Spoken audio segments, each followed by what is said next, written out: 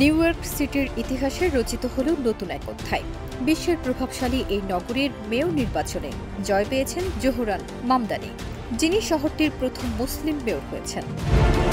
LME certified বিশ্বসেরা কপারে তৈরি Walton cables, যা আপনার স্থাপনাকে রাখবে সব সময় নিরাপদ।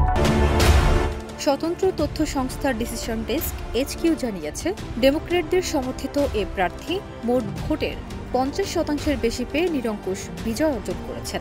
আন্তর্জাতিক গণমাধ্যম দ্য গার্ডিয়ান জানিয়েছে, মামদানি শুধু প্রথম মুসলিমই নন, বরং নিউ ইয়র্কের ইতিহাসে প্রথম দক্ষিণ এশীয় বংশোদ্ভূত মেয়রও। ভোট গ্রহণ শেষে যখন গণনা চলছিল, তখন থেকে এগিয়েছিলেন মামদানি।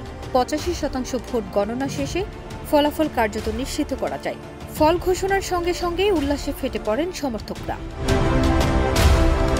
নির্বাচনী রাতের আয়োজন ছিল ব্রুকলিন প্যারামাউন্টে, ডাউনটাউন ব্রুকলিনের এক ঐতিহাসিক কনসার্ট ভেন্যুতে, যেখানে করতালি, সঙ্গীত আর আনন্দে মুখর ছিল পুরো পরিবেশ। বিজয়োত্তর ভাষণে মামদানি বলেন, আমরা শহরের ইতিহাসে একটি নতুন অধ্যায় শুরু করতে যাচ্ছি। এবার সময় এসেছে পুরনো রাজনীতির অবসান ঘটিয়ে ন্যায্যতা ও সমতার নিউ ইয়র্ক করার।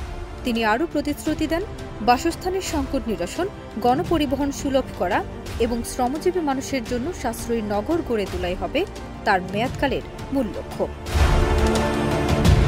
এদিকে ডোনাল্ড ট্রাম্পের সম্ভাব্য ফেডারেল ফান্ড বন্ধের হুমকি প্রসঙ্গে তিনি বলেন, শহরের পাওনা প্রতিটি ডলার আদায়ের জন্য আমি লড়াই করব। নিউ ইয়র্কের নাগরিকদের অধিকার নিয়ে কোনো আপোষ নয়। ফারজানা নিকিতা, দেশ রূপান্তর।